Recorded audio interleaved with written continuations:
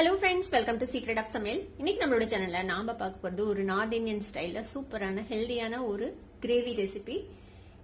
இது வந்துட்டு ரோட்டி, சப்பாத்தி, நான், ஃபுல்கா எல்லாத்துக்குமே சூப்பரான ஒரு காம்போவா இருக்கும். இது என்ன அப்படின்னா மேத்தி மட்டர் மலாய். செம்ம கிரீமியா சூப்பரான ஒரு கிரேவி. வெந்தயக்கீரை போட்டு செய்ய போறோம். ஆனா கொஞ்சம் கூட கசப்பே இருக்காது, செம்ம டேஸ்டியா இருக்கும். கண்டிப்பா ட்ரை பண்ணி பாருங்க ஒரு தடவையாவது.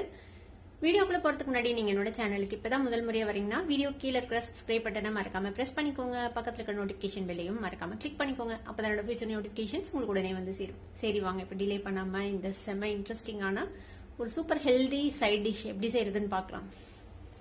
ஒரு 2 மீடியம் சைஸ் வெங்காயத்தை இந்த மாதிரி ரஃபா சாப் பண்ணி வச்சிருக்கிறேன். 2 தக்காளியும் அதே மாதிரி ரஃபா சாப் பண்ணி வச்சுக்கோங்க. 2 பச்சை மிளகாய், ஒரு 10 பல் பூண்டு. சின்ன சைஸா இருக்குது அதனால நான் 10 பல் எடுத்திருக்கேன். பெருசா இருந்தா கொஞ்சம் கம்மி பண்ணி போட்டுக்கோங்க. அதே மாதிரி 10 முந்திரி பருப்பு எடுத்திருக்கேன். 3 லவங்கம், 2 ஏலக்காய். ஒரு பேன் அடுப்புல வச்சிருக்கேன். அதுல 2 டீஸ்பூன் அளவுக்கு எண்ணெய் விட்டுருக்கேன். இதுல நம்ம எடுத்து வச்சிருக்கிற எல்லாத்தையுமே இதுல சேர்த்திட போறோம். இது எல்லாமே கொஞ்சம் சாஃப்ட் ஆகிற அளவுக்கு இதை நம்ம வதக்கிக்க போறோம்.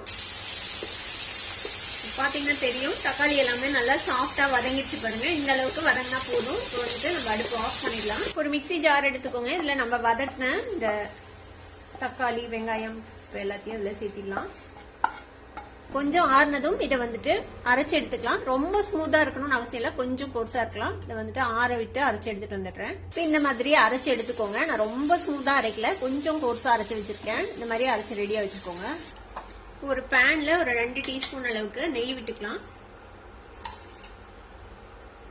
இந்த நெய்ல ஒரு 100 கிராம் அளவுக்கு வெந்தயக்கீரையை இந்த மாதிரி ஆஞ்சு கழுவி கிளீன் பண்ணி வச்சிருக்கேன். இந்த வெந்தயக்கீரையை போட்டு நம்ம வதக்கிட்டு போறோம். இந்த வெந்தயக்கீரை நெய்ல வதக்குறதுனால கொஞ்சம் அந்த கசப்பு தன்மை கம்மியாகும். உங்களுக்கு ஒருவேளை நெய் வேணாம் அப்படின்னு நினைச்சீங்கன்னா நீங்க நார்மல் ஆயிலே விட்டுக்கோங்க. 5 நிமிஷம் இதை நம்ம நல்லா வதக்கிட்டு போறோம். பாக்குறதுக்கு தான் கீரை ரொம்ப நிறைய இருக்கிற மாதிரி தெரியும். நான் வதங்கினதுக்கு அப்புறம் இது சுண்டிடும். நான் ஒரு 1/2 கப் அளவுக்கு ஃப்ரோசன் பீஸ் எடுத்து வச்சுக்கிறேன். இது ஆல்ரெடி வேக வச்ச பட்டாணி. ஒருவேளை நீங்க ஃப்ரெஷ் பச்சை பட்டாணி எடுத்துக்கிறீங்க அப்படின்னா இந்த வெந்தயக்கீரையோடய சேர்த்து இதை வதக்கிடுங்க. நாம இதை ஆல்ரெடி வேக வச்சது, அதனால இது நல்லா வதங்கினதுக்கு அப்புறம் நம்ம இதை சேர்த்திக்கலாம். இப்போ ஒரு 4 நிமிஷம் பக்கமா இது வதங்கி இருக்குது. இது ஒரு 3/4 வாசி நல்லா வதங்கி இருக்கும். நம்ம திருப்பி கிரேவில போடும்போது இது நல்லா வெந்துடும். இது கூடவே இந்த 1/2 கப் அளவுக்கு ஃப்ரோசன் பீஸ் வச்சுக்கோங்க, அதையும் சேர்த்திடலாம். இதோட சேர்த்து சும்மா ஒரு 2 பரட்டி நம்ம இதை தனியா எடுத்து வச்சிட போறோம். இப்ப பட்டாணியும் இதோட சேர்த்து நல்லா வதக்கி விட்டாச்சு. இப்ப இதை தனியா எடுத்து வச்சிடலாம். நம்ம திரும்பவும் அதே பேன் அடுப்புல வச்சிருக்கேன். ஒரு 2 டேபிள் ஸ்பூன் அளவுக்கு எண்ணெய் விட்டுருக்கேன். இதுல ஒரு பிரிஞ்சி இலை, 1 டீஸ்பூன் சீரகம், 1 பட்டை இது சேர்த்திக்கலாம். சீரகம் பொரிஞ்சிருச்சு. நம்ம அரைச்சு வச்சிருக்கிற இந்த விழுது சேர்த்திடலாம். அதுல கூடவே கொஞ்சமா தண்ணி விட்டு அந்த தண்ணி இதுல சேர்த்திடலாம். நல்லா கலந்து விட்டுருங்க. இது கூடவே ஒரு 2 டீஸ்பூன் அளவுக்கு மல்லித்தூள், 1 டீஸ்பூன் மிளகாய் தூள், ஒரு 1/2 டீஸ்பூன் மஞ்சள் தூள் எடுத்து வச்சிருக்கேன். அதை சேர்த்திடலாம். மசாலா பொடி எல்லாமும் இதோட சேர்த்து கலந்து விட்டுருங்க. இது கூடவே நம்ம ஆல்ரெடி வதக்கி வச்சிருக்கிற இந்த வெந்தயக்கீரையும் பட்டாணியும் சேர்த்திக்கலாம். நம்ம முந்திரி பருப்பு சேர்த்திருக்கிறோம், அதனால வேகமா திக்காயிடும். அதனால இன்னும் கொஞ்சம் கூட நம்ம தண்ணி சேர்த்திக்கலாம். இது கூட இன்னொரு 1/2 கப் அளவுக்கு தண்ணி சேர்த்திக்கலாம். நல்லா கலந்து விட்டுருங்க. இந்த கிரேவிக்கு தேவையான அளவுக்கு உப்பு சேர்த்திக்கலாம்.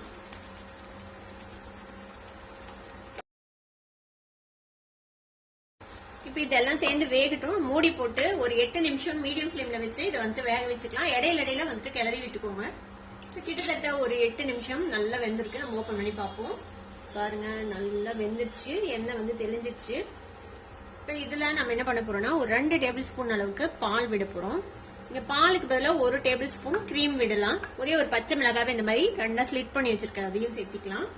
இதையும் இதோட சேர்த்து நல்லா மிக்ஸ் பண்ணி விட்டுருங்க. இந்த பால் சேர்த்துறதுனால, பாலோ இல்ல கிரீமோ சேர்த்துறதுனால இந்த வெந்தயக்கீரையோட அந்த பிட்டர்னஸ் கொஞ்சம் குறைஞ்சு கொஞ்சம் நல்லா இருக்கும். கிரேவி சாப்பிடுறதுக்கு கொஞ்சம் கிரீமியாவும் இருக்கும். நல்லா மிக்ஸ் பண்ணி விட்டுறலாம். திரும்பவும் மூடி போட்டு ஒரு 2 நிமிஷம் மட்டும் இதை வேக விடலாம். இன்னும் 2 நிமிஷம் இது வெந்திருக்குது. பால் விட்டதுக்கு அப்புறம் நம்ம ஓபன் பண்ணி பார்ப்போம். பாத்தீங்கன்னா தெரியும், சூப்பரா எண்ணெய் பிரிஞ்சு அழகா ரெடி ஆயிடுச்சு நம்மளோட மேத்தி மலாய் மட்டர் மசாலா. அவ்வளவுதான், சூப்பரா ரெடி ஆயிடுச்சு. அடுப்பு ஆஃப் பண்ணிடலாம். மேத்தி மட்டர் மலாய் இப்போ ரெடி ஆயிடுச்சு. இதை வந்துட்டு ரோட்டி சப்பாத்தி நான் எது கூட வேணாலும் வச்சு நீங்க என்ஜாய் பண்ணலாம். செம்ம டேஸ்டியா இருக்கும். கண்டிப்பா ட்ரை பண்ணி பாருங்க. ட்ரை பண்ணி பார்த்துட்டு எப்படி இருந்தது அப்படின்னு எனக்கு கமெண்ட்ஸ்ல ஃபீட்பேக் கொடுங்க. இந்த வீடியோ உங்களுக்கு பிடிச்சிருந்தா சப்ஸ்கிரைப் பண்ணுங்க, பக்கத்துல இருக்க பெல் ஐகானை கிளிக் பண்ணுங்க. அப்பதான் ஃபியூச்சர் நோட்டிபிகேஷன்ஸ் உங்களுக்கு உடனே வந்து சேரும். லைக் பண்ணுங்க, ஷேர் பண்ணுங்க. தேங்க்யூ ஃபார் வாட்சிங் this video viewers. Bye by.